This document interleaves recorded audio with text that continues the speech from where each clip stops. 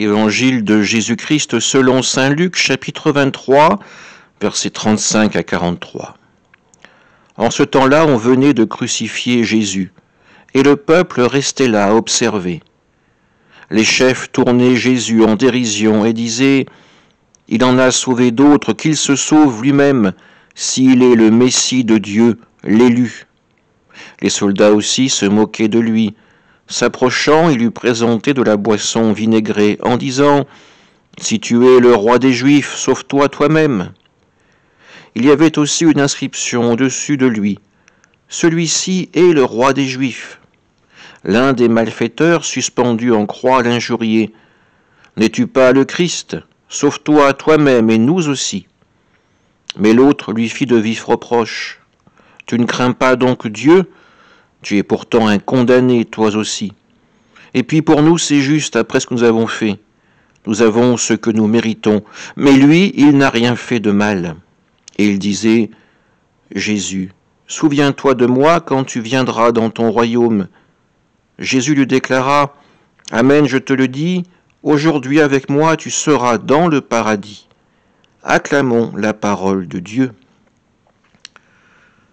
C'est ce texte de la conversion du bon larron qu'il nous est donné par l'Église d'entendre, de prier en ce jour de la fête du Christ roi de l'univers.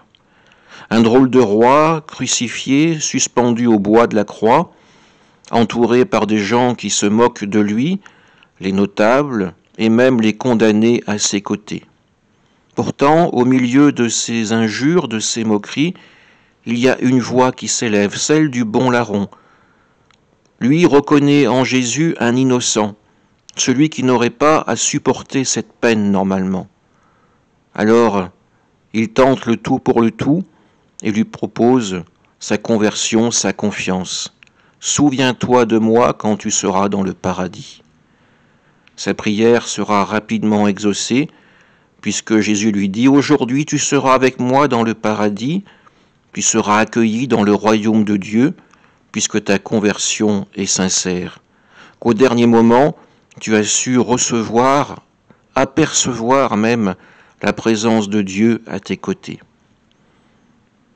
Notre vie est semblable à celle du bon larron.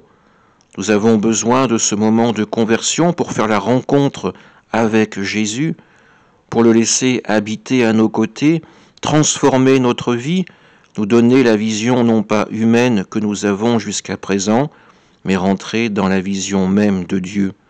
Une vision où le salut est là, à portée de main. Il n'y a plus qu'un pas à faire pour saisir cette main tendue par le Seigneur, pour entrer avec le Christ, avec le bon larron, dans le royaume du Père. Amen.